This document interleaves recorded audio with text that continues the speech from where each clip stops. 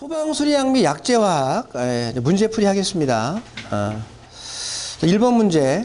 얘는 지금 유체에 대한 설명 문제입니다. 수업을 하기 전에 그래 여기 있네. 우리가 지금 요 과목이 소방수리학, 약재화학, 전기 회로 문제, 회로 과목에 대한 거죠. 그 중에 지금 우리는 요 두 과목에 대한 걸 지금 풀이를 하려고 하는데 25문제 중에서 지금까지 쭉 나왔던 문제를 보니까 수리학이 8문제, 약재화학이 8문제, 전기회로가 9문제가 출제가 됐어요. 그래서 사실 이 과목이 가장 머리가 좀 아프고 과락이 나올까봐 가장 걱정되는 과목이 사실은 이 과목이죠. 사실 뭐 약재화학은 상당히 쉽습니다. 점수가. 약재화학은 쉽고 지금 소방수리학하고 전기회로가 좀 어려운데 뭐 여기 같이 앉아 계셔도 나름대로 지금 기계공학과를 졸업하신 분들은 수리학이 좀 쉬울 것이고, 그 다음에 뭐 전기를 전공하셨거나 아니면 전기 기사 자격증 가지고 있거나 전기 기능사 자격증을 가지고 있으면 회로가 좀 쉬울 거예요. 그죠? 그런데 전체적으로는 좀 가장 부담을 느끼는 과목이 요 두 번째 과목이라고 말하는 요 세 가지 과목이 하나의 과목으로 이루어져 있는 그런 과목이라는 거죠. 그래서 근데 제가 봤을 때 요 두 번째 과목을 가장 부담을 느끼기 때문에 여기서 이렇게 과락이 나오는 경우는 많진 않아요. 사실은 과락이라고 하는 것이 쉽게 나오는 게 원래 아니에요. 과락이라는 게. 우리가 객관식 공부하는 거잖아요.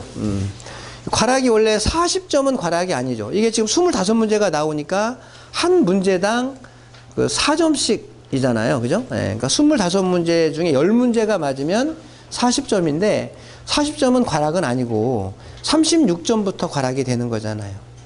근데 내가 열심히 이 공부를 했어요. 여러분들이 지금 합격을 목표로 공부를 하신 거니까 뭐 꼭 이 과목이 아니더라도 다른 과목 마찬가지로 근데 열심히 공부를 했는데 내가 그 문제 중에 알고 푸는 문제가 20점이 안 될 일은 거의 없겠죠.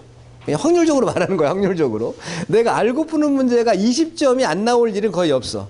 20문제를 한다면 20문제 중에 4문제는 알 거 아니야. 공부를 했는데 그러면 4문제, 그러니까 어쨌든 20점은 내가 알고 풀었고 나머지가 80점을 그냥 찍었잖아.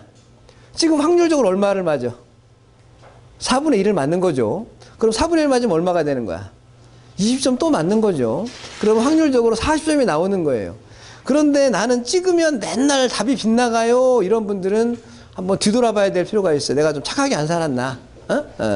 나머지는, 그러니까 이게 과락이라는 게 되게 어려운 것인데도 불구하고 과락이 꽤 많이 나오는 거더라는 거지. 그죠?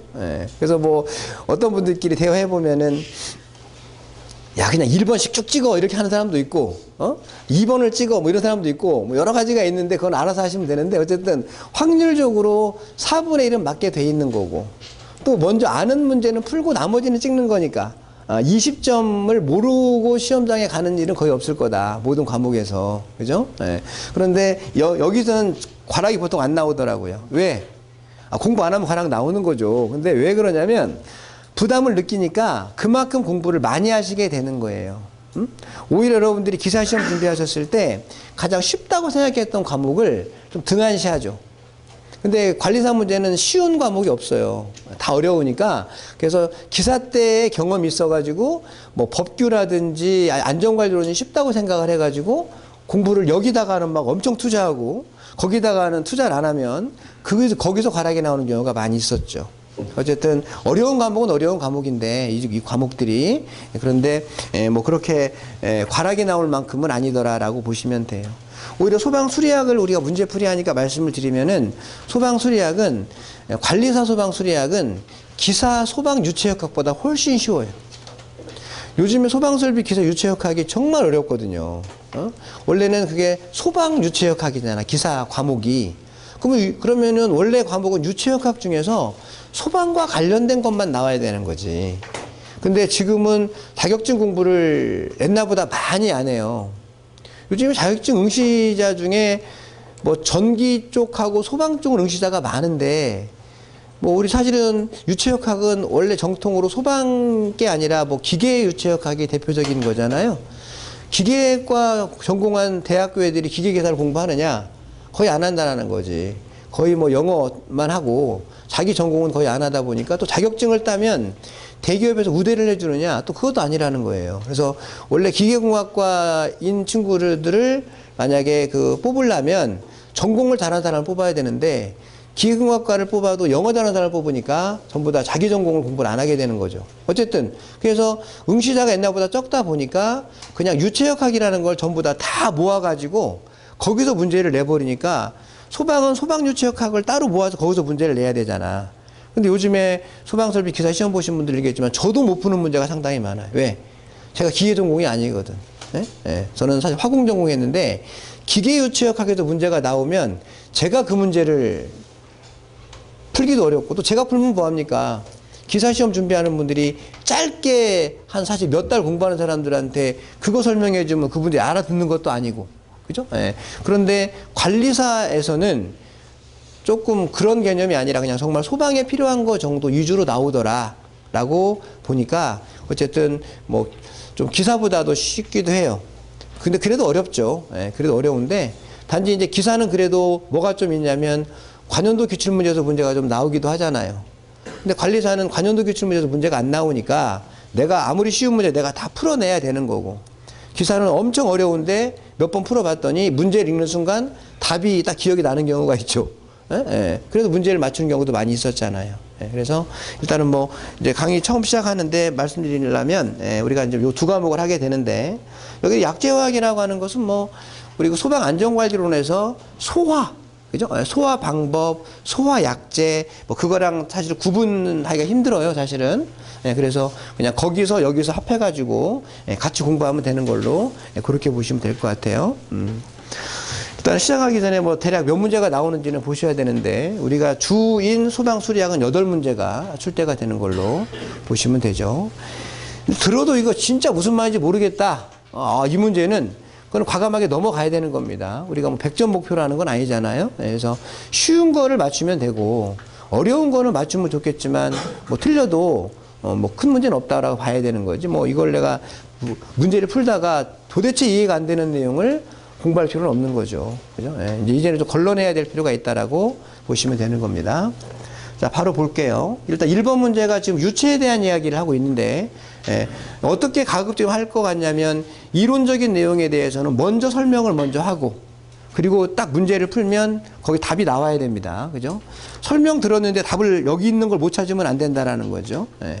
자, 일단 우리가 지금 유체와 고체를 구분을 했습니다. 그죠?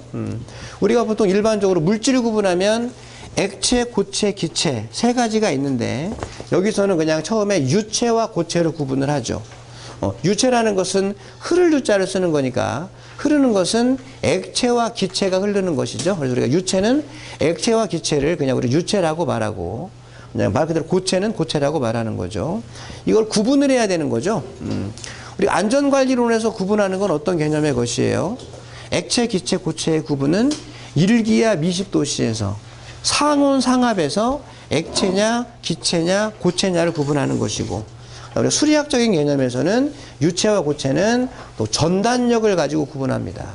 자, 전단력이라는 게 뭐예요? 물질을 자르는 데 필요한 힘을 전단력이라고 하죠. 힘인데 뭐 하는 힘이야?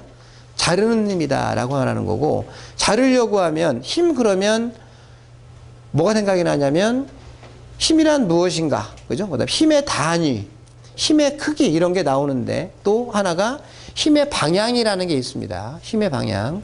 힘의 방향은 어떤 면에 이렇게 누르면 내가 수직으로 누르는 거죠. 수직으로. 어떤 견은 얘를 평행하게 이렇게 쭉 미는 힘도 있습니다. 어떤 물질을 자르려면 어떻게 해줘야 돼? 얘를 수직으로 누르면 잘리는 게 아니라 어떤 면에 평행하게 쭉 힘을 가해줘야 잘리는 거죠. 그죠? 그 힘을 가했을 때 모든 물질은 변한다라는 거야. 일단 전단력을 가하면 모든 물질은 변한다. 다시 말하면 유체도 변하고 고체도 변한다. 그죠? 그런데 문제는 전단력을 딱 멈췄을 때 제거하면은 유체는 그래도 일정 시간 동안 계속 변형을 일으킵니다. 그런데 고체는 어때요? 바로 정지한다, 평형을 이룬다라고 말하는 거죠. 자, 내가 여기 있는 지금 칠판이 종이라게 종이. 내가 그다음에 커터칼로 해서 자르려고 해요. 그러면 누르고만 있으면 잘려? 아니잖아요. 어떤 면에 대고 쭉 그으면 잘린다는 거지. 전단력을 가하면 잘리잖아. 변형을 하고 있죠. 카토카를 딱 멈추면 어떻게 되는 거야? 바로 정지 상태에 도달하는 거잖아. 맞죠? 근데 이게 지금 이면이 종이가 아니라 바다의 수면이야. 바다의 수면. 바다의 수면에 배 한 척이 쭉 지나가요. 그러면 잘리는 것처럼 보이죠. 바다의 수면에 평행하게 작용을 하잖아. 예, 그러면 전단력을 가하는 동안에는 어때? 뒤에 보면 물살이 어때요? 꼭 수면이 잘리는 것처럼 보이잖아요. 그러다가 배가 딱 정지하면 어떻게 되는 거예요? 그래도 일정 시간 동안 작은 파도 같은 것들이 일렁이는 게 연속해서 이루어지는 거잖아요. 예, 그래서 그렇게 구분한다라고 말하는 거지. 그죠? 자, 우리 오늘 수업 듣는 이야기는 집에 가서 복습을 하실 것이고, 그 복습한 내용이 언제까지 기억이 되면 돼요? 5월 11일까지만 기억이 되면 되니까 너무 막 연구하지 마시고 적당히 듣고 넘어가야 된다라고 말하는 거야. 그죠? 이거 5월 11일까지. 5월 10일까지 언제 기억해요? 내일이면 다 잃어버리는 이런 사람도 있어요. 근데 너무 연구하지 말라는 이야기야. 그냥 듣고. 연구는 진작에 했어야죠. 지금은 시간도 없는데 무슨 연구까지 하려고 그래. 그냥 듣고 넘어가고 이해하면 된다라는 이야기예요. 자, 그 다음에 그래서 저희는 처음이자 마지막으로 고체를 본 거예요. 비교하려고. 그러니까 차이는 뭐지? 전단력을 가할 때는 똑같죠? 전단력을 제거했을 때 일정 시간 동안 변형을 계속하고 있느냐, 아니면 바로 정지가 되느냐로 구분한다라는 이야기죠. 나보고 이거 뭐 설명하라고 하진 않잖아요. 그냥 고르라고 하는 거니까 우리끼리만 알면 되는 거죠. 그 다음에 우리가 유체를 구분하면 압축성 유체와 비압축성 유체로 구분을 합니다. 압축성 유체라는 것은 압축이 된다는 거죠. 그러니까 뭐가 변한다는 거야? 부피가 변한다는 거죠. 압축이 된다는 거는 반대로 팽창도 된다는 겁니다. 그래서 압축성 유체는 어떤 주위의 변화에 따라 원래는 부피가 변하는 유체라고 말하는 게 쉬운데, 부피가 변한다는 이야기는 밀도가 변한다는 말과 똑같은 이야기니까. 근데 보통 일반 교재는 좀 어렵게 막 표현하려고 최적이 변한다고 말하면 되게 쉬울 거를 밀도가 변한다고 말을 합니다. 근데 그 얘기가 그 얘기야. 최적이 변하면 밀도가 변하게 돼 있거든, 당연히. 예, 그래서 최적이 변하니까 압축이나 팽창이 된다는 이야기고. 대표적인 것이 바로 뭐예요? 기체죠. 기체는 오늘도 많이 하겠지만 부피가 매번 변해요. 예? 예. 지금 우리가 난방기가 20도씨인데 난방기를 켰더니 22도가 됐다. 그 순간 뭐가 변해요? 부피가 팽창을 하게 되는 것이겠죠. 그래서 아무런 조건이 없으면 기체는 부피가 변합니다라고 말하고, 액체는, 우리가 지금 유체는 두 가지가 있죠. 우리끼리 말하면 기체와 액체가 있는데 우리는 액체와 기체라고도 말하지만 압축성 유체와 비압축성 유체로 말한다. 그래서 우리는 그냥 기체를 가장 쉬운 얘기로 뭐라고 말할 때가 많아? 압축성 유체라고 말할 때가 많고, 액체를 뭐라고 말할 때가 많아? 압축이 안 돼요. 비압축성 유체라고 말하는 경우가 많아요. 그런데 기체는 압축성이라고 보통 말하지만 액체는 그러면 무조건 비압축성이냐라고 하는 거죠. 아닙니다. 액체도 어느 때 부피가 조금이라도 변하면 걔는 압축성이 된다고 말하는 거야. 액체는 쉽게 변하진 않아요. 아주 큰 힘을 가하면, 그냥 큰 힘이 아니라 큰 힘입니다. 큰 힘을 가하면, 힘을 가한다는 것은 압력을 가한다는 말과 또 같은 개념의 것이죠. 힘을 가하든 압력을 가하든 그때 어떤 출제자가 큰 힘을 가했다고 굳이 말하는 걸 보면 부피가 약간 변했다는 걸 표현하고 싶은 말이죠. 변했다면 그때는 뭐가 되나? 그거 액체도 압축성 유체처럼 행동을 한 거라고 보시면 되겠죠. 자, 역시 비압축성 유체는 뭐예요? 주위의 변화에 따라서 부피가 변하지 않는다. 그러면 밀도가 변하지 않겠죠. 그죠? 보통은 액체는 부피가 변하지 않는 걸로 생각을 합니다. 액체는. 네. 그러니까 어떤 우리가 좀 조건을 따져야 돼. 그냥 액체 그러면 뭐고? 비압축성인데 액체에 아주 큰 힘을 가했어요 라는 말. 대표적으로 수격작용 발생했습니다. 그 안에 뭐가 있어? 큰 힘을 가했다는 말이 들어가니까 그거는 말할 때는 압축성 유체라고 말하면 되고, 근데 기체라고 해서 언제나 부피가 변하느냐라고 하는 거죠. 기체도 맨날 변하는 건 아니죠. 우리 흔히 말하면 온도나 압력이나 그런 것들이 변하지 않는 상태에서는 기체도 변하지 않는다. 그러면 어떤 온도나 압력이 변하지 않았습니다. 기체가 이렇게 말하면 부피가 변하지 않는다는 이야기니까 그 시점에서는 기체도 뭐가 돼? 비압축성 유체가 된다라고 말할 수 있겠죠. 그죠? 그 다음에 이제 실제 유체와 이상 유체가 있습니다. 실제 유체라는 건 뭐지? 말 그대로 실제 존재하는 유체를 말합니다. 그죠? 실제 존재하는 모든 유체는 뭐가 있어요? 점성을 다 가지고 있습니다. 점성을.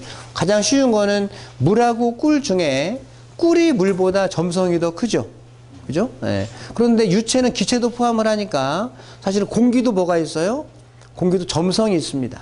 얼마인지는 모르고 하지만 모든 유체는 점성이 있다. 실제 유체는 점성이 있고 점성이 있으니까 뭐가 발생하는 거야? 역시 전다 능력이 작용을 해가지고 마찰 손실이 발생을 하는 겁니다. 우리가 뭐 물이 배관 흘러갈 때 마찰 손실 매번 구하라고 하잖아요. 그 왜 마찰 손실이 발생을 하는 거예요? 물이 점성 가지고 있기 때문에 그렇습니다. 만약에 물하고 꿀하고 배관 흘러가요? 상식적으로 어느 때 더 손실이 많이 발생해요? 꿀이 흘러갈 때. 왜 그래요? 꿀이 물보다 점성이 크기 때문에 라고 말하는 거예요. 물론 마찰 손실은 여러 가지를 함께 또 알아야 되긴 하는데 가장 핵심적인 것은 점성이 있기 때문에 손실이 발생을 한다는 거죠. 자, 공기도 사실은 흘러갈 때 손실 발생합니다. 왜? 점성이 있기 때문에. 그런데 물에 비해서는 손실이 크게 발생하진 않죠.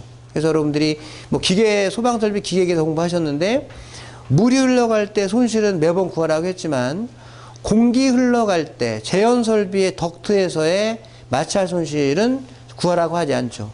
손실이 발생하지 않아서가 아니라 발생하는데 점성이 별로 크지 않기 때문에 그 값이 별로 크지 않아서 뭐 구할 필요가 굳이 없다라고 생각하는 것이지 발생하냐 그러면 발생한다고 말해야 된다라는 이야기죠. 어쨌든 실제 유체는 점성을 고려한 점성 유체이다. 자, 이상 유체는 뭐죠? 실제 존재하지 않는 가상적인, 이상적인 유체가 되는 거고 얘랑 비교되는 거니까 얘는 점성이 없는 것으로 가정한 겁니다. 점성이 없으면 전다 능력이 작용하지 않아요. 그래서 마찰 손실이 발생하지 않습니다. 이렇게 간단하게 정리하면 되겠죠. 그 다음에 이제 아까 제가 말했는데 일단 전단력과 수직력이라는 게 있습니다. 둘 다 힘이죠. 힘인데 이거는 뭘 갖고 말하냐면 힘의 방향이에요. 아까 전단력은 뭐라고요? 어떤 면을 따라 평행하게 작용하는 힘이죠. 일종의 마찰력입니다. 내가 여기서 가만히 있으면 마찰력 발생해? 쭉 밀었을 때 여기에 마찰력이 발생을 하잖아요. 어떤 물질이 아까 잘리는 것도 마찰력 때문에 잘리는 거예요. 마찰력 때문에. 그 다음에 수직력이라는 건 뭐죠? 말 그대로 어떤 면에 내가 직각으로 이렇게 누르고 있어. 요 면에. 걔가 수직력이라고 말한다. 라고 말하는 것이겠죠. 그죠? 이거 힘의 방향에 대한 걸 이야기한다. 라고 보시면 돼요. 자, 이렇게 정리했으니까 이제 문제를 풀 수 있습니다. 1번 문제. 다음은 유체에 대한 설명이다. 옳지 않은 것은 1번. 유체는 전단력을 가하면 변형을 이루고 전단력을 제거하여도 일정 시간 동안 계속 변형을 일으킨다. 이렇게 나와 있죠? 맞는 말이죠? 네, 맞는 말입니다. 2번 압축성 유체는 보통 기체를 말하지만 액체의 경우라도 아주 큰 힘을 가하면 압축성 유체에 해당된다. 맞나요? 이거 했으면 이거 문제 풀어할 수 있어야 돼요. 맞죠? 그러니까 항상 이론 설명을 하는 이유는 여러분들 한번 정리해보고 문제 자, 이론은 정말 잘하는데요. 문제는 잘 안 풀려. 이러면 안 된다는 거야. 그 연습하고 있는 겁니다, 지금. 네. 자, 그 다음에 3번에 보니까 실제 유체란 점성을 고려한 유체로 전다 능력이 작용하여 마찰 손실을 일으킨다. 맞나요? 네.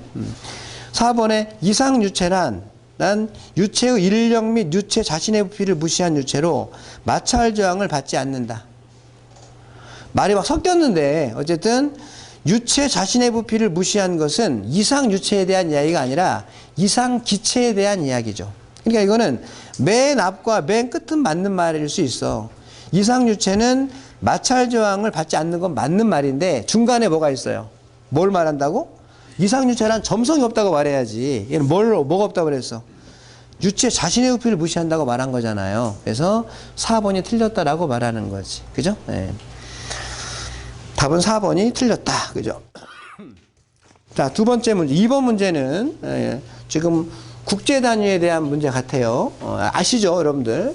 우리가 국제 표준 단위가 있습니다.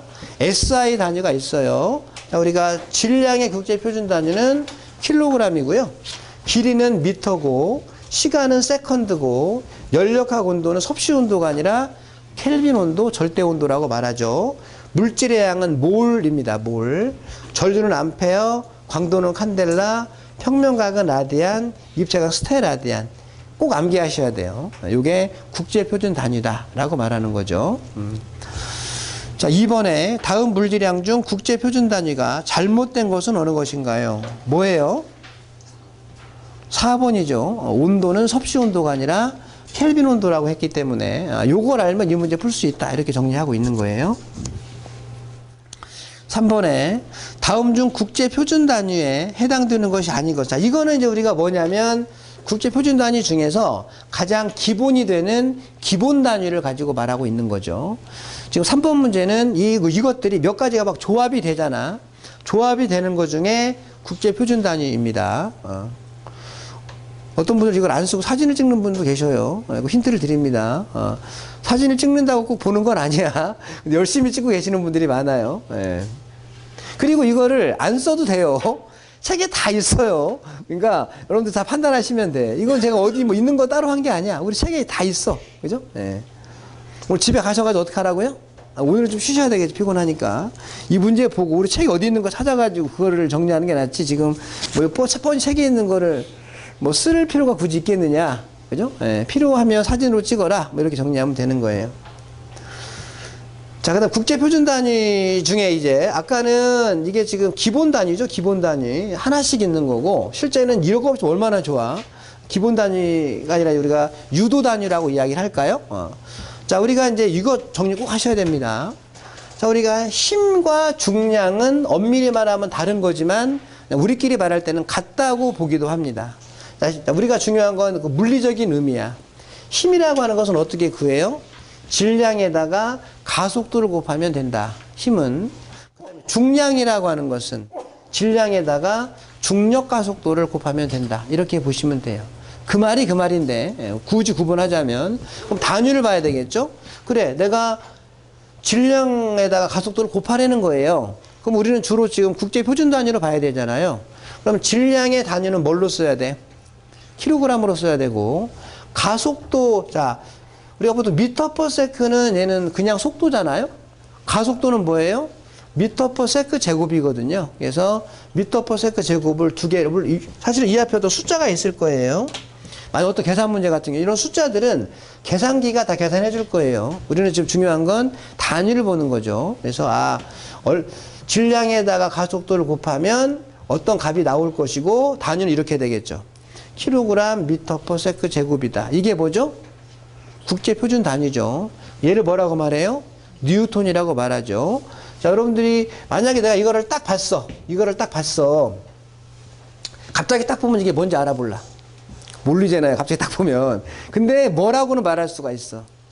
얘는 국제 표준 단위네요 라고 말할 수는 있어. 얘가 질량과 길이와 시간으로 이루어졌는데 이 모든 값들이 전부 다 뭐로? 국제 표준 단위로만 다 조합이 돼 있잖아. 그럼 얘 역시 뭐가 되는 거죠? 국제 표준 단위라고 말하면 된다. 이렇게 이야기하는 거죠. 알고 봤던 얘가 뭐예요? 힘이더라. 그러면 힘의 국제 표준 단위는 얘네요 라고 말하고 얘를 뉴턴이라고 말합니다 라고 말하는 거죠. 그러니까 우리 국제 표준 단위는 힘의 국제 표준 단위는 얘도 맞지만 얘도 맞다라고 말할 수 있는 거죠. 그죠? 네. 자, 그 다음에 이제 일입니다. 일의 물리적인 의미는 힘을 써서 일정 거리만큼 옮겨놔야 되는 거예요. 어떤 사람이 저 신도림역 앞에 시멘트 20호대를 여기다가 옮겨놨어요. 그 사람 일했다고 하죠. 왜? 힘을 써서 일정 거리만큼 옮겨놨기 때문에. 근데 어떤 사람이 신도림역 앞에서 일찍 출근했었더니 그 자리에서만 막 시멘트를 들었다 놨다 막 계속 하고 있는 거. 그럼 그 사람 우리 뭐라고 그래? 일한다고 그래? 그 사람 보고? 그냥 운동한다고 하죠. 네. 그 사람이 여기까지 갖다 놨다가 다시 가지고 갔어. 뭐라고 그래요? 일은 했는데 헛일했다고 하죠. 네. 그게 다 일입니다. 일은 힘을 써서 거리만큼 옮겨놔야 된다는 이야기예요. 자, 그래서 내가 만약에 힘 곱하기 거리를 하라고 한다. 좀 전에 했죠. 힘의 국제 표준 단위는 뭐라고요? 뉴턴이라고. 그 다음에 거리는 길이죠. 길이는 미터라고. 이거는 보통 뉴턴 곱하기 미터라고도 하지만 보통 곱하기를 우리가 가운데 점을 찍어서 이렇게 말하기도 하잖아. 그죠? 예. 여기 있는 점은 전부 다 뭐예요? 곱하기죠, 곱하기. 그죠? 예.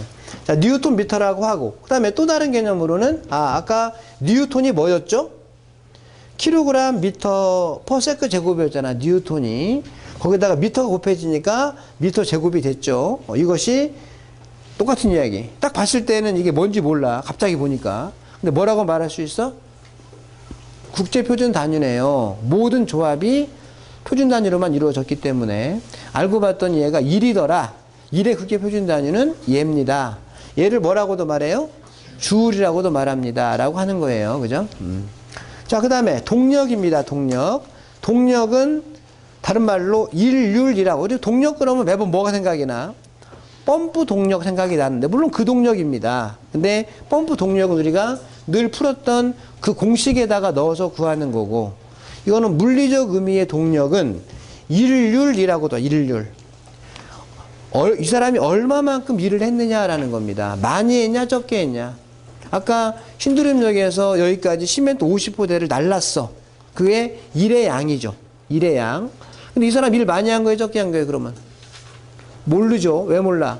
시간, 그거를 하루에 한 거냐, 일주일에 한 거냐에 따라 일을 많이 해서 적겠다가 나오는 거잖아요. 그래서 일의 양을 시간으로 나누어 줘야 그 사람 일을 얼마나 했는지를 알 수 있다. 동력은 그 이야기입니다. 일을 얼마나 했느냐에 대한 이야기. 일률. 자, 우리가 지금 이 주울이라고 하는 것은 일의 단위 아닙니까? 일의 양은 숫자가 있어야 일의 양이 되는 거지, 실제적으로는. 숫자. 그래서 일의 크기, 일의 양. 단위는 주울이고 앞에 숫자는 일의 양이다. 실제는 여기 뭐 숫자가 나오겠지, 그죠? 그래서 일의 양을 시간으로 나누어 주면 걔는 동력이다. 시간분의 일량이다. 동력이죠. 자, 역시 마찬가지로 일의 양, 일의 크기를 주울이라는 국제표준 단위로 썼고 시간도 썼기 때문에 얘가 뭐라는 거예요? 국제표준 단위입니다. 라고 하는 것이고, 그 다음에 아까 주울이 뭐였죠? 여기가 2승이었죠. 주울이면 이렇게, 그죠? 네. 주울에다가 그 다음에 세크로 나눠서 세크 3승이 되는 거죠. 얘가 뭐죠? 국제표준 단위다. 모든 조합이. 예. 알고 봤더니 동력이더라. 동력 국제표준 단위는 얘입니다. 라고 하고 얘를 와트라고 합니다. 와트. 우리는 보통 동력 구하면 킬로와트로 구하시잖아. 예. 그런데 국제표준 단위는 와트다라고 말하는 거죠. 우리는 어떤 단위를 쓸 때 제일 좋은 건 뭐예요? 제일 좋은 건 쓰기 편하면 제일 좋은 거예요. 쓰기 편하면. 네. 근데 쓰기 편하면서도 뭐를 따져주면 국제표준 단위를 따라가주면 더욱더 좋겠죠. 근데 우리가 동력 구할 때 킬로와트로 보통 구합니다. 예를 들어서 12킬로와트 이러면 될 거를 국제표준 단위로 와트로 구하려고 하면은 12,000와트라고 해야 되잖아. 그죠? 그 다음에 좀 이따 말하겠지만 우리는 국제표준 단위 압력은 파스칼입니다. 그런데 파스칼로 쓰려고 하다 보니까 이게 뭐 엄청나게 숫자가 커져요. 우리가 가서 국가하자안전기준에서 옥내소하전 방사압력 1.7 메가파스칼 이렇게 쓰면 좋을 거를 파스칼로 쓰면은 1.7 곱하기 10의 6승이 나오는 것이거든요. 그래서 우리는 원래 국제표준 단위는 와트와 파스칼이지만 10의 3승 관계인 킬로, 10의 6승 관계인 메가 이거를 넣는 것도 그냥 큰 의미에서는 국제표준 단위 계열로 보는 거고, 엄밀하게 말하면 표준 단위는 이렇습니다라고 말하는 거예요. 자, 압력이라는 것은 누구든지 알죠? 면적분의 힘이라고 하는 경우가 되게 많아요. 물론 이것도 맞죠. 근데 힘에는 뭐가 있다고? 방향이 있다고. 네, 그래서 방향은 아까 전단력과 수직력 중에 엄밀히 말하면 압력은 수직력입니다. 수직력. 네, 힘이라는 말도 맞지만 정확히 따지면 수직력이다라고 하는 것이고, 힘의 단위가 뭐였어요? 국제표준 단위가 뉴턴이죠. 면적은 길이의 2승이 면적이죠. 길이가 미터니까 미터 2승이 들어갔다. 뉴턴 퍼 제곱미터가 압력의 국제표준 단위고 얘를 파스칼이라고 한다라고 했었죠. 그 다음에 밀도가 있습니다. 밀도는 부피분의 질량이다. 최적분의 질량이다. 그죠? 예. 자, 질량이 아까 뭐였죠? 킬로그램. 최적 중에 우리가 가장 많이 하는 건 뭐예요? 리터지만 우리는 리터하고 물론 맞아요. 근데 우리는 국제 표준 단위로 보려면 길이는 미터, 길이의 2승은 면적, 길이의 3승은 최적이다라고 말하는 거죠. 그래서 우리가 리터는 국제 표준 단위로 쓸 수 없기 때문에 길이의 3승의 길이는 미터잖아요. 3승으로 쓴다. 자, 우리가 킬로그램 퍼 미터 3승이 밀도의 국제 표준 단위입니다. 그다음에 비중량은 뭐예요? 부피분의 중량. 부피분의 질량은 밀도고요. 중량은 비중량이다. 자, 중량은 아까 뭐였죠? 뉴턴이었죠? 네, 뉴턴 들어가고 3 들어가면 된다. 그죠? 네. 뭐 지금 몇 번 했지만 좀 나중에 막 이제 막 지루해지려고 그래. 이해가 다 되니까. 그래서 제일 중요한 건 물리적인 의미를 좀 보시면 되겠다라고 말하는 거죠. 여기까지 하겠습니다. 자, 그러면 이제 이걸 알면 3번 문제 풀 수 있어야 돼요. 다음 중 국제 표준 단위에 해당되는 것이 아닌 것은 주울은 뭐의 국제 표준 단위예요? 일의 국제 표준 단위죠. 여기 주울 있잖아. 그죠? 예. 주울은 그러니까 얘랑 얘가 다 국제 표준 단위라고 말하는 거예요. 뭐가 나올지는 모르겠지만 다 국제 표준 단위네요. 표현 방식이 달라도. 예. 그다음에 파스칼은 압력의 국제 표준 단위네요. 킬로니우턴은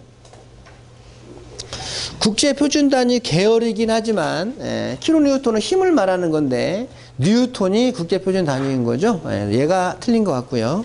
그다음에 와트는 동력의 국제 표준 단위입니다라고 말하는 것이겠죠. 답은 3번입니다. 4번에 다음 중 절대 단위의 차원식으로 옳지 않은 것은, 자, 차원식도 보겠습니다. 우리가 그 가장 기본만 보는 거예요. 여기서 다 차원식 나오니까 질량과 길이와, 자, 일단 하나 위에 거부터. 자, 내가 킬로그램과 그램을 동시에 두 개를 딱 봤어요. 여러분들이 두 개를 동시에 봤어요. 그럼 여러분들은 이걸 보는 순간 딱 두 가지를 동시에 생각을 하죠. 킬로그램과 그램은 질량이다라는 말과 동시에 킬로그램이 그램보다 1000배 크구나를 동시에 생각을 하는 거예요. 동시에. 맞죠? 네. 근데 이걸 끊어보자고요. 일단 킬로그램과 그램은 질량이구나 라고까지만 봤으면 걔는 여러분은 차원을 본 겁니다. 차원. 물리량의 종류가 뭐다? 질량이다. 그런데 그 뒤에 킬로그램이 그램보다 1000배 크다라는 걸 보면 여러분 단위를 본 거예요. 크고 작음을 알려면 단위라는 개념이 들어가줘야 되고 물리량의 종류만 보려면 그냥 차원만 보면 된다라고 말하는 거예요. 우리는 이걸 구분하기가 좀 어려운 게 동시에 생각을 해버리니까 그런 건데 끊어주면 그렇다. 그럼 우리가 차원이라고 말하려면 킬로그램과 그램을 전부 다 차원은 크고 작음을 안 보잖아. 전부 다 M이라고 표현하겠다. 킬로그램, 그램, 파운드, 톤 여러 가지가 있잖아. 전부 다 그것을 차원으로 봐라 그러면 그냥 질량이에요로 끝내자. 질량이에요. 질량은 뭐로 표현해? 매스, M이라고 표현한다. 자, 그 다음에 미터와 센티미터를 동시에 딱 봤어요. 뭐가 생각돼? 길이네요까지만 봤으면 차원을 본 거죠. 근데 미터는 센티미터보다 1000배 큽니다라고 하는 건 뭘 본 거야? 단위를 본 거죠. 단위는 뭐 하는 거야?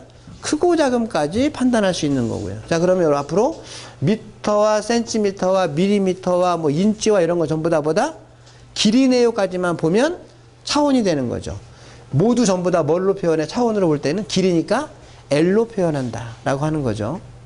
나머지 똑같겠죠? 시간도 여러 가지가 있는데 우리는 뭐 요 두 가지, 요거 보통 세크밖에 안 쓰니까 말하면 세크와 미니트와 아워와 뭐 이런 게 있으면 전부 다 뭐다? 시간이네요 까지만 봤으면 T라고 쓰고 끝내야 돼. 근데 1분은 60초예요. 걔는 단위를 본 거란 이야기죠. 자, 중량이라는 게 있습니다. 우리는 뭐 이제 필기도 했기 때문에, 앞에 했기 때문에 아는데, 뉴턴이 있고 다인이 있어요. 중량, 힘과 똑같다 그랬죠. 뉴턴과 다인을 보는 순간 힘이네요 라고 보고, 뉴턴이 다인보다 10의 5승배인가? 10의 5승배 큽니다라고 말하면 걔는 단위를 본 거죠. 우리 지금 차원을 공부하려고 하다 보니까 얘랑은 중량이에요. F라고 쓰고 얘랑은 뭐야? 중량이에요. 그러면 F라고 쓴다. 그죠? 네. 자, 이렇게 정리를 한다.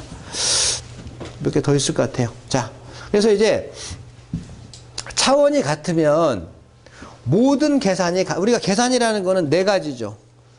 가감승제, 그죠? 더하기, 빼기, 곱하기, 나누기. 모든 계산이 가능하다. 차원이 같으면, 그죠? 그리고 뭐도 가능해요? 단위 환산 가능하다. 1kg은 1000g이다. 이게 단위 환산한 거죠? 1m는 100cm다. 단위를 바꾼 거죠? 단위 환산. 그 다음에 크기 비교도 가능하죠. 단위 환산이 크기 비교한 거 아니야, 결론적으로. 그 말이 그 말인데. 차원이 다르면 아무것도 못하고 뭐만? 곱하기와 나누기만 가능하다. 이렇게 이야기를 하고 있는 거죠. 그죠? 자, 예를 들어서 1kg과 200g을 딱 보는 순간 여러분 이거 어떻게 돼? 더하기 가능하죠. 그 다음에 빼기 가능하고 곱하기 나누기 다 가능해요. 뭐도? 비교도 가능해요. 얘가 더 크다고 가능하기도 하죠. 그죠? 네. 그런데 그 얘기야 지금. 그런데 1kg과 2m를 놓고 봤어요. 그럼 얘랑 얘랑은 뭐가 달라? 차원이 다르죠. 얘는 질량이고 얘는 길이니까 차원이 다르면 얘랑 얘랑 더할 수 있어? 뺄 수 있어요? 못 빼죠. 어느 게 크냐 비교할 수 있어요? 못하죠. 뭐는 가능해? 곱하기랑 나누기는 가능하죠.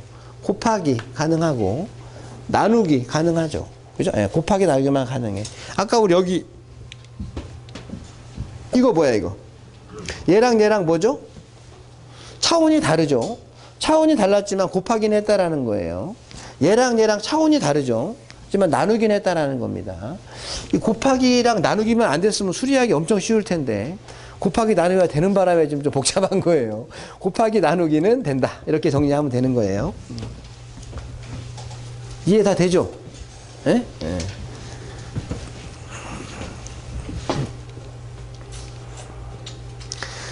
자, 그 다음에 차원식으로 한번 볼게요. 자, 우리가 좀 전에 했던 것처럼 중량, 힘은 크게 두 가지가 있어요. 이렇게 킬로그램, 미터, 퍼, 세크, 제곱을 표현했었죠?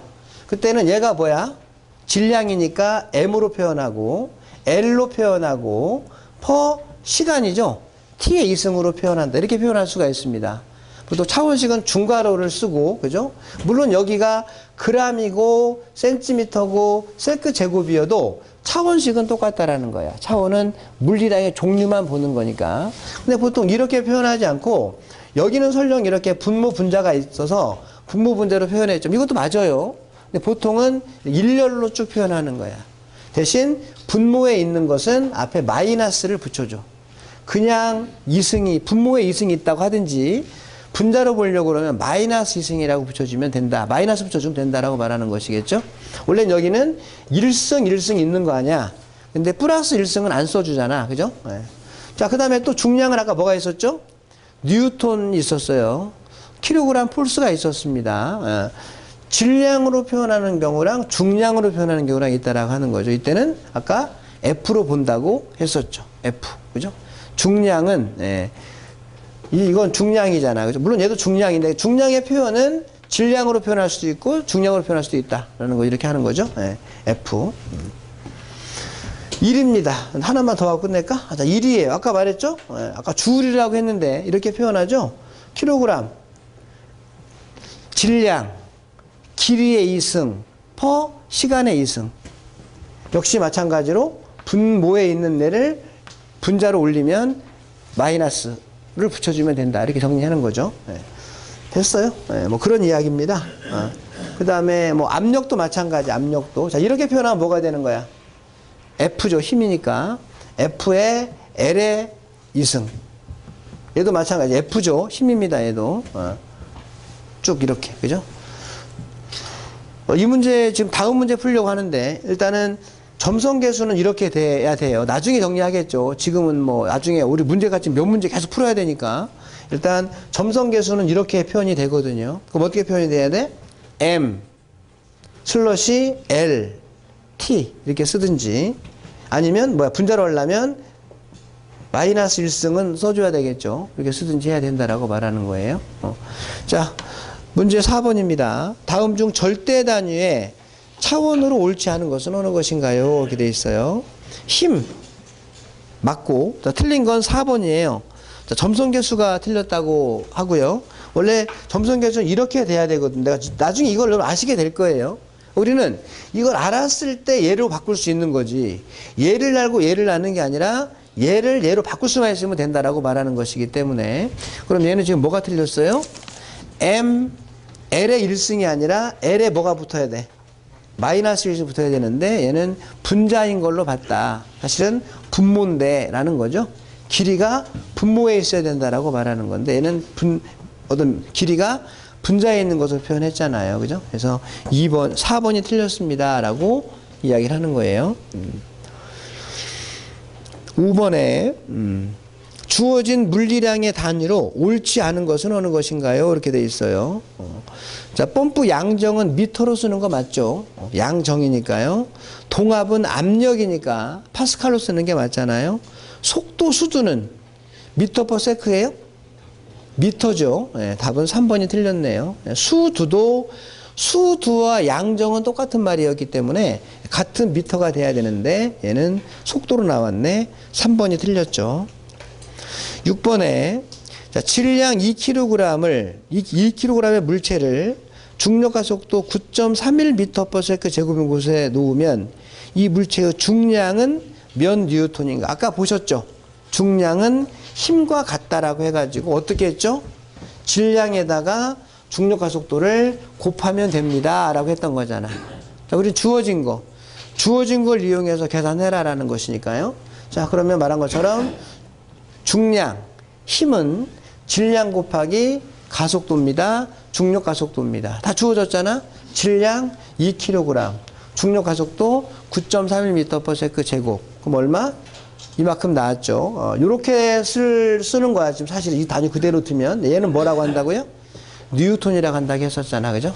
답은 어디 있나요? 그래서 뉴턴 물어봤죠? 답은 3번에 18.62가 나왔습니다. 7번 비중에 대한 이야기예요. 자, 여러분 이제 비중에 대한 이야기를 뭐 안전관리론에서도 많이 듣는 이야기 중에 하나입니다. 우리가 기체의 비중을 다른 말로 뭐라고 그래요? 증기비중이라고 한다라고 하는 것이고요. 액체나 고체의 비중은 액비중이라고 한다라고 말하는 거죠. 어떤 문제를 보면 자, 만약에 우리가 말한 것처럼 프로판의 비중이에요. 이렇게 물어봤어요. 프로판의 비중. 그러면 크게 보면 비중은 크게 두 가지가 있는데 딱 그 말만 듣고 결정을 해야 되는 거야. 그럼 프로판의 비중이라고 하면 어떻게 되는 거죠? 프로판은 액체예요, 기체예요, 고체예요? 기체죠. 그러니까 프로판이라고 듣는 순간 걔는 기체네요 라고 말하고 걔는 프로판의 비중은 기체의 비중을 묻고 있는 겁니다. 다른 말로 증기비중입니다 라고 하고 있는 거죠. 그죠? 자, 그러면 아시는 것처럼 비중이라는 것은 무게의 비잖아. 무엇이 무엇보다 몇 배 무거우냐. 그러면 프로판을 뭐랑 비교하는 거야? 아무런 말이 없으면 공기랑 비교하는 거죠. 네? 항상. 프로판의 비중. 그럼 뭐랑 비교한 거예요? 아무런 말이 없는데 공기랑 비교하는 거예요. 기체는 특별한 말이 없으면 공기랑 비교한 겁니다. 그래서 비중 1보다 크다는 것은 공기보다 무겁다는 이야기죠. 1보다 작다는 것은 가볍다는 이야기잖아. 뭐보다? 기준물질보다. 기준물질은 공기니까 공기보다 무겁다라고 말합니다. 라고 이야기했던 거고요. 그 다음에 이제 우리가 프로판인데, 자, 이거. 분필지우개의 비중, 이랬어요. 그죠? 그럼 분필지우개는 뭐예요? 고체잖아. 그러면 그거는 뭐라고 말하는 거야?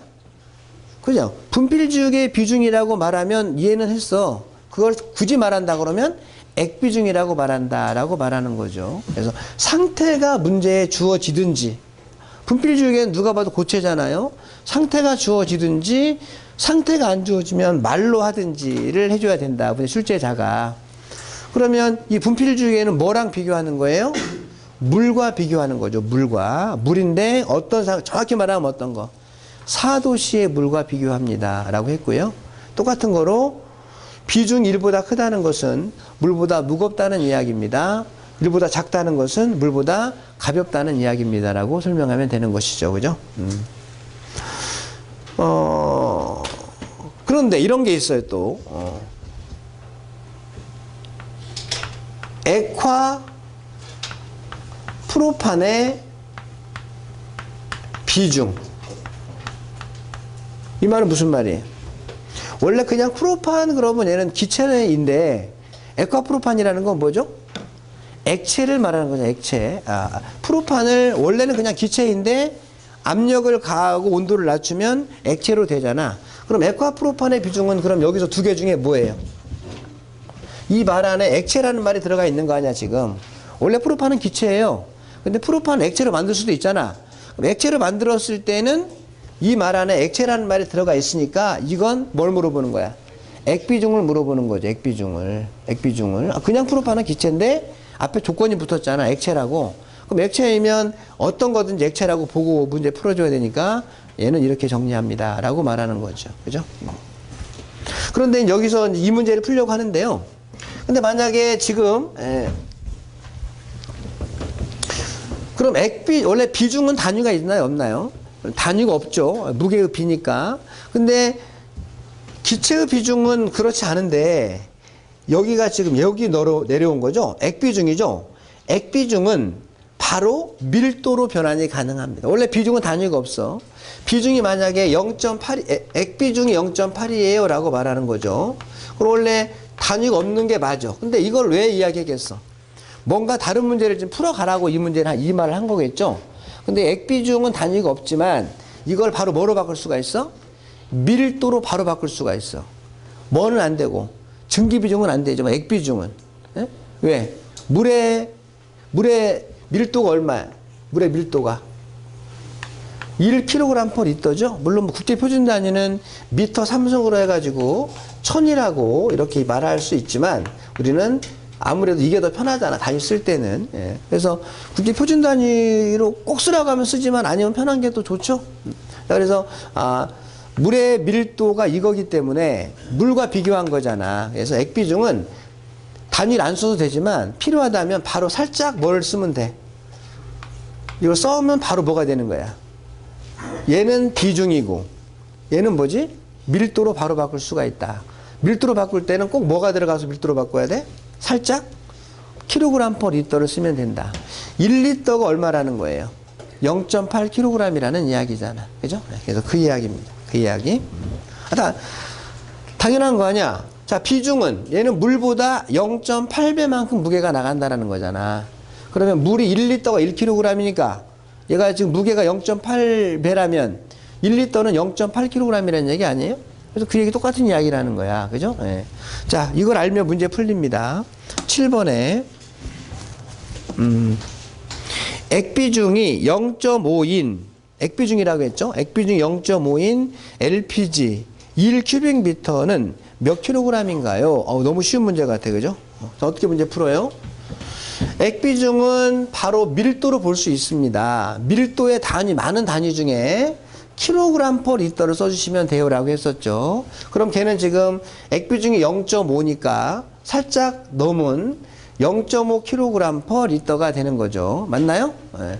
근데 우리는 지금 얘는 1리터가 0.5kg이니까 단위 환산하는 겁니다. 그럼 1m 삼성 물어봤잖아, 지금. 1큐빅미터는 1000리터잖아요. 1000리터는 얼마야? 500kg이다. 답은 얼마예요? 500kg이에요. 가장 기본적인 이야기 하고 있는 거예요. 이런 이야기는 안전관리론에서도 좀 관련이 있는 거죠. 그래서 그렇게 보시면 되겠습니다. 라고 보시면 돼요. 자, 그 다음에 8번에 비중량 8.7kNm/큐빅미터인 기름 120리터의 중량은 얼마인가요? 중량. 단위 뭐예요? 국제표준 단위는 뉴턴이고 킬로그램 폴스로도 바꿀 수가 있는 거잖아요. 그죠? 예. 자, 뭐 비중량 너무 쉬운 것 같은데 그래요. 이거 어쨌든 비중량이 주어지고 뭘 물어봤죠? 어쨌든 요건 둘이 단위화만 하면 되니까 중량을 물어봤죠? 예. 그러면 두 개의 관계는 어떻게 되는 거예요? 곱하면 되는 거죠? 근데 이렇게 하면 여러분들이 공식처럼 느껴지잖아. 제일 쉬운 건 뭡니까? 이 이야기는 뭐냐면 1비례식이죠. 1큐빅미터일 때, 다시 말하면 1000리터일 때가 얼마야? 8.7kN인데 120리터는 얼마냐라고 물어본 거잖아. 맞죠? 네. 비례식으로 문제를 풀어. 이거는 그냥 공식처럼 보이면 여러분들이 이거 싫어하더라고. 가장 쉬운 방법 뭐예요? 1 큐빅미터일 때가 8.7 킬로뉴턴은 120리터는 얼마지? 0.12 큐빅미터일 때는 X겠습니까? 라고 문제를 푸는 게 가장 쉬운 방법이야. 비례식이라고 하지, 비례식. 예. 그러면 여기서는 내항은 내항끼리, 외항은 외항끼리 곱해주면 되겠네요. 그러므로 X는 어떻게 되는 거예요, X는? X랑 곱해지는 게 분모로 가는 거잖아요. 1 큐빅미터 분의 0.12 큐빅미터 곱하기 8.7 킬로뉴턴이라고 보시면 되겠죠. 그죠? 네. 그러면 이게 나옵니다. 근데 문제에서는 뉴턴으로 물어봤으니까 단위 환산하시면 되는 거지. 네? 네. 제일 쉬운 건 이거예요, 원래. 제일 쉬운 건 이거. 이거는 뭐 그냥, 이거 왜 곱하지? 라고 하는 거죠. 네. 복잡한 이야기니까, 네. 가장 쉬운 개념은 이런 이야기. 요거를 항상 분모가 얼마야? 1이죠. 분모는 1이니까 이거를 해석하시면 돼요. 답이 그래서 얼마가 나왔어요? 3번이 나왔습니다. 라고 보시면 되고. 자, 9번에 자, 동일한 유체의 물성치로 볼 수 없는 것은 어느 것인가요? 아, 좋은 문제예요. 제가 봤을 때. 그래서 1번은 밀도가 주어지고 2번은 비중 주어지고 뭐 쭉 주어지고 이게 동일한 값이 아닌 것은 이라는 거죠. 이거는 비교돼요? 안 돼요? 비교 안 되는 거죠. 이게 같다 다르다가 비교가 되려면 같은 차원이어야 된다라고 말하는 거예요. 아까 비교하려면 뭐 해야 돼? 같은 차원이어야 돼. 근데 지금 1번은 밀도고 2번은 비중이면 밀도와 비중은 차원이 다르니까 비교가 안 된다라는 겁니다. 그래서 여기 네 가지를 전부 다 하나의 물리량으로 바꿔야 되는 거지. 그래서 제일 뭐 다 중요하지만 제일 중요한 게 밀도가 원래 제일 중요하거든. 그래서 여기 있는 네 가지가 주어졌는데 하나가 밀도가 주어진 거니까 나머지 세 가지를 다 밀도로 바꾸겠다라고 하는 거야. 밀도로 바꾸겠다. 중요해요. 자, 우리가 이제 아까 말했는데 액비중이 주어졌다. 그것을 밀도로 바꾸고 싶다. 어떻게 하면 된다고요? 액비중 뒤에다가 뭘 넣어라? 킬로그램 퍼 리터를 넣어라 라고 하는 거죠. 그 다음에 그 밖에 다른 여러 가지 밀도의 단위는 차원이 같기 때문에 이제 단위 환산만 하면 된다는 이야기죠. 제일 중요한 건 액비중을 밀도로 어떻게 바꿔요? 라고 말하는 것인데 아까 설명했던 내용이에요. 그 다음 이번에는 비중량을 밀도로 바꾼다는 이야기입니다. 비중량을. 아시죠, 여러분들? 비중량이죠, 요게 뜻이. 비중량은 밀도에다가 중력과 속도를 곱하면 되는 거잖아. 그죠? 네. 그런데 나는 지금 뭘 구하려고 하는 거야? 밀도를 구하려고 하는 거니까 식이 변형됐죠? 그러므로 밀도는 중력과 속도분의 비중량을 해주면 된다. 아, 그럼 내가 비중량을 알아도 밀도로 바꿀 수가 있네요. 라고 이야기를 할 수 있다는 이야기죠. 그죠? 자, 이번에는 비체적을 가지고 밀도로 바꿀 수 있다는 거예요. 비체적과 밀도는 역수관계라고 했으니까 밀도는 비체적을 알고 있다면 비체적분의 1을 나면 된다는 소리죠. 그죠? 이렇게 정리하면 되는 거예요. 그 다음에 이제 이거는 뭐 이 문제랑은 상관이 없는데 누구나 알고 있는 것처럼 제일 중요한 건 이걸 수도 있습니다. 자, 기체의 법칙을 이용하는 거죠. 여러분들 밀도 구할 때. 자, 이건 어떤 경우예요? 표준 상태의 경우, 기체의 밀도 구할 때 표준 상태의 경우는 아보가드로 법칙에 의해서 분자량이 차지하는 체적은 22.4리터예요. 그램을 쓰면 꼭 리터를, 자, 기체라고 하는 순간 복잡해지죠. 통일해줘야 된다.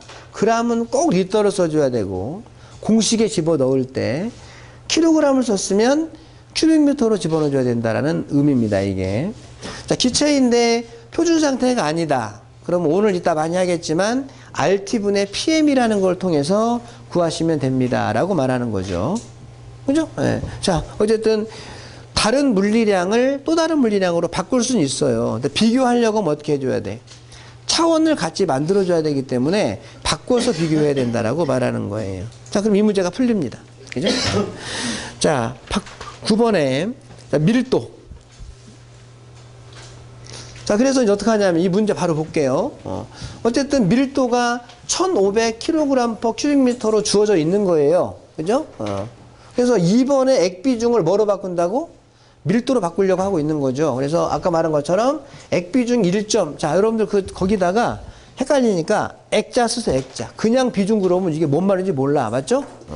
그래서 액자를 쓰세요. 거기다. 자, 액비중이 1.5다라고 했으면 똑같은 이야기예요. 1.5 뒤에다가 kg/L를 그냥 넣으시면 됩니다. 라고 했고요.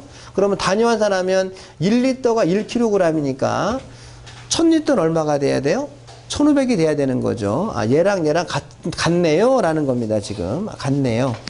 자, 그 다음에 세 번째는 비중량이 1.47 곱하기 10의 4승에 큐빅미터 퍼 킬로그램이 됐다는 이야기죠. 이게 뭐 잘못됐어, 지금. 이렇게 들어가는 게 아니죠? 잠깐만. 우리도 그렇게 돼 있나요? 아니죠? 네, 제가 오타가 냈네. 뉴턴 퍼 큐빅미터라고 이렇게 써 있어요. 그죠? 프린트는 맞고, 제가 어제 밤에 만들 때 이거 잘못 만들었네요. 이렇게 돼 있어요. 자, 그러면 이제 말한 것처럼 내가 비중량으로 뭘 만들려고? 밀도를 만들려고 나가 했었죠? 비중량과 밀도의 관계식은 이거잖아, 지금. 예, 두 관계식은 이거잖아요. 비중량은 밀도에다가 중력가속도를 곱해주면 되는 건데, 나는 밀도를 구하고 싶어요. 밀도는 중력가속도분의 비중량이잖아요. 중력가속도 아무런 말이 없으면 표준값 넣어줘야 되겠죠? 9.8m/s 제곱. 그다음 비중량 들어가면 됩니다. 그럼 뭐가 나와요? 얘가 나오는데, 여기서 여러분들 한 가지 신경 쓸 게 뭐냐면, 이 뉴턴을 그대로 내버려두면 안 되죠. 풀어서 해야지, 풀어서. 얘는 뭐로 보고? 킬로그램, 미터 퍼, 세크 제곱이라고 놔야 단위가 다 지워지면서 여기 킬로그램 일이 나온다라는 이야기야. 그죠? 뉴턴을 놓고 그대로 보면 이게 어떻게 킬로그램이 나와? 뉴턴을 아까처럼 풀어 헤쳐야지. 뉴턴은 킬로그램 미터 퍼 세크 제곱이니까, 그러면 얘가 나온다. 지금 생각해 보니까 비중량 이 이야기는 얘네요. 라는 이야기입니다. 마지막으로 비체적이 이렇게 주어졌어요. 비체적이. 비체적분의 1이 밀도라고 그랬죠? 합니다. 얼마가 나왔어? 149.93이 나왔어요. 1, 2, 3번은 같은 거고요. 4번이 다릅니다라고 말하는 거죠. 제가 볼 때는 아주 좋은 문제 같아요. 우리가 항상 밀도가 제일 중요한 부분이니까 어떤 물리량을 밀도로 바꿀 때 어떤 방식이 있느냐라고 하는 것이잖아. 그죠? 네.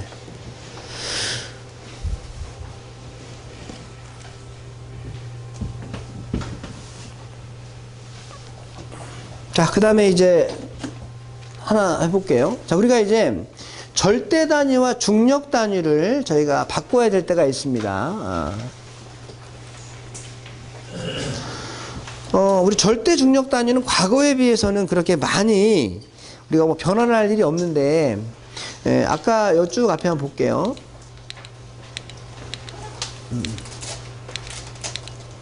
여기죠. 우리가 사실은 질량, 길이, 시간, 중량 부분에 대해서 여기까지를 전부 다 뭐라고 말하면, 이 모든 건 전부 다 절대 단위라고 말하면 된다고 보시면 돼요. 절대 단위라고. 오로지 중력 단위라고 하는 것은 중량에만 있는 겁니다. 중량은 요 두 가지, 크게 보면 그냥 이렇게, 거의 우리가 지금 하얀색 글씨로 쓴 요건 잘 쓰지 않는데, 그죠? 우리 약간 비교해 보려고 쓴 거고, 거의 우리가 좀 요렇게 쓰죠. 이게 전부 다 뭐니까? 이쪽이 전부 다 국제 표준 단위 계열이잖아요. 그런데 우리가 중량에 대한 부분을 봤더니 요 두 가지가 나오더라라는 거잖아요. 요 두 가지.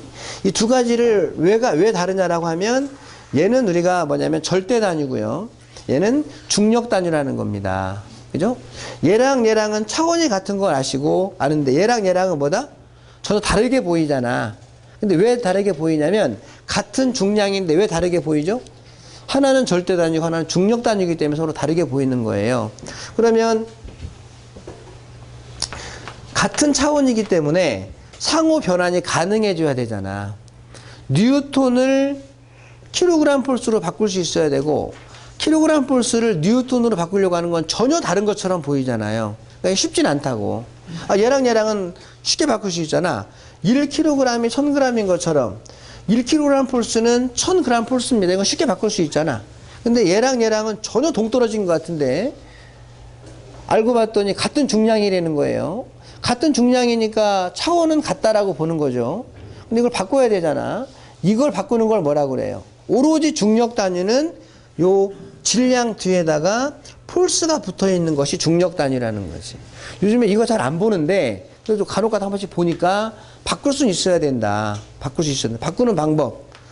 절대 단위를 중력 단위로, 중력 단위를 절대 단위로. 그죠? 바꿀 수 있어야 된다. 그게 아까 이 방법 하나만 알면 어렵진 않아요.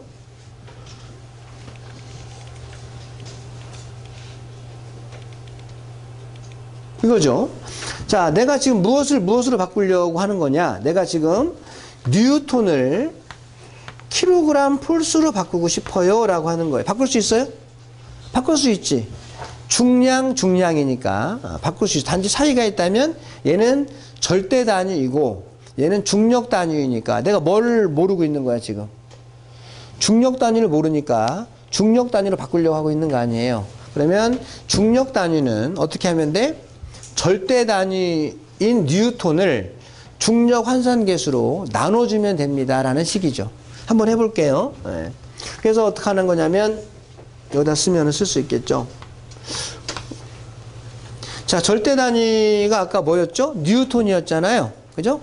자, 뉴턴으로 바로 들어가면 못 바꿉니다. 뉴턴을 풀어헤쳐야 돼. 얘가 킬로그램 미터 퍼 세크의 제곱이 뉴턴이잖아. 그죠? 네, 뉴턴. 그 다음에 중력 환산 계수는 뭐예요? 우리가 중력 가속도는 9.8 미터 퍼 세크 제곱이라고 하는데 걔는 표준 중력 가속도가 그런 것이고 그 다음에 중력 환산 계수는 무조건 9.8이야. 그러니까 중력 가속도는 측정 장소마다 다를 수 있죠. 근데 시험지에 따로 안 나오면 얼마밖에 넣을 수가 없어. 표준값을 넣을 수밖에 없는데 중력 환산 계수는 그런 거 없어. 무조건 9.8이야. 무조건 9.8. 그 다음에 이게 좀 복잡한데 킬로그램 미터 퍼 킬로그램 폴스 세크의 제곱입니다. 이렇게 나오는 거죠. 자, 얘도 어떻게 보면 이 두 개를 살짝 가려볼게요. 뭐죠? 중력 가속도에서부터 나온 거거든, 얘가. 그래서 미터 퍼 세크 제곱에다가 뭘 집어넣었어? 분모 분자에, 분자 분모에 킬로그램과 킬로그램 폴스를 집어 넣었다. 이렇게 단계적으로 하셔야지 한 번에 이걸 암기하려고 그러면 저도 잘 암기 안 돼요. 그래서 단계적으로, 원래는 중력 가속도인데 두 개를 집어 넣었구나 이렇게 보시면 돼. 근데 이걸 안 보여도 돼. 어차피 처음 저는 설명을 해봐야 되니까. 그럼 이거 얼마가 나왔겠죠? 그럼 단위가 어떻게 돼 이제?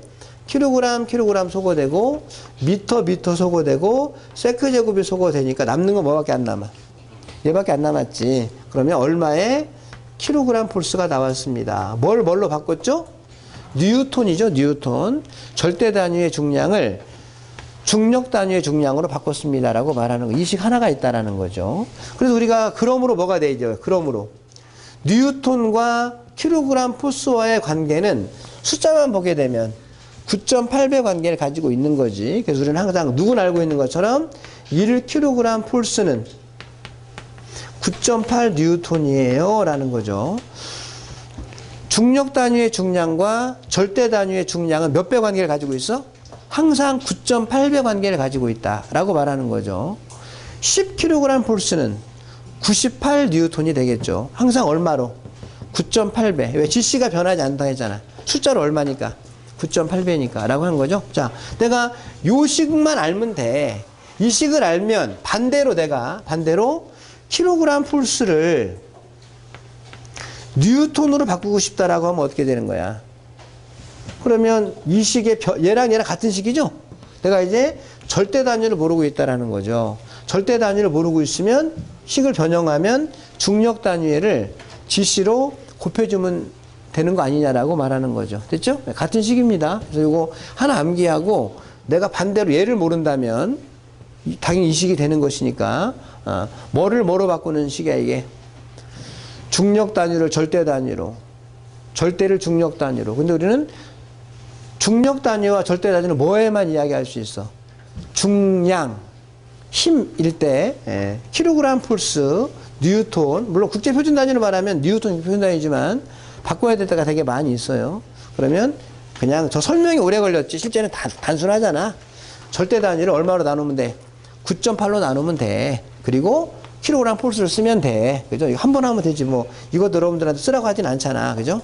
그냥 뉴턴이 9.8로 나누면 킬로그램 폴스가 돼요. 이게 다지.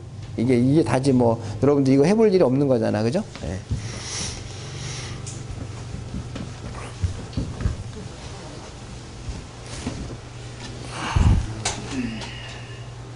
자, 그래서 이제 아까 말한 것처럼 우리가 이제 비중량에 대한 부분을 보려고 합니다. 비중량. 아까 이야기했어요. 자, 비중량도 지금 뭐가 들어가, 비중량이. 여기 중량이 들어가잖아, 지금. 중량이 들어가는 순간, 다시 말로 힘이 들어가는 순간 뭐가 있어? 절대와 중력 단위가 있다라는 거야. 지금 다른 말로 생각하면. 다른 거는 절대 중력 없어. 근데 그 물리량 안에 중량이 있어요, 힘이 있어요라고 하면 이거를 뉴턴으로 쓰는 경우가 있을 것이고 킬로그램 폴스로 쓰는 경우가 있다라는 거지. 그때만 절대 중력 단위에 대한 개념을 가지고 있다라는 겁니다. 우리는 항상 뭐가 우선이에요? 얘가 우선이죠.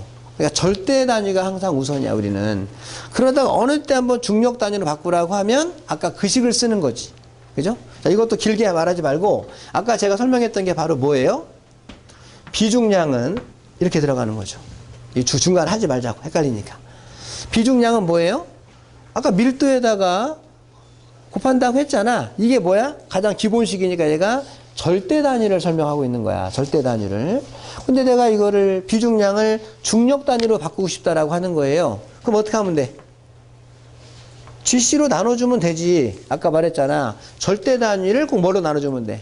GC로 나눠주면 된다. 그죠? 그게 바로 뭐예요? 이거잖아. 네? 내가 중력 단위로 비중량을 보고 싶어요. 그러면 지금 또 이렇게 썼는데 뭐 이렇게 쓸 것도 없죠. 얘는 뭐랑 똑같아? 아까 로 G를 GC로 나눠. 얘가 얘랑 똑같은 거죠. 지금 위치만 바꾼 거야. 얘를 바꿔서 G가 앞으로 온 거죠. 로 뒤로 간 거죠. 예. 그냥 이거 하지 말고 이걸로 보자. 똑같은 거죠. 맞지 않아요? 예. 중량이 들어가는 순간 절대예요, 중력 단위예요 라는 걸 보는 거야. 뉴턴이에요, 킬로그램 폴스예요 라고 보는 거죠. 그죠? 예. 그렇게 바꿀 수 있으면 된다 라고 말하는 거예요. 자, 그냥 지금 여기 설명을 해야 될까 설명을 하고 있는 거고요. 그 다음에 10번 문제는 잠깐 쉬었다가 하겠습니다.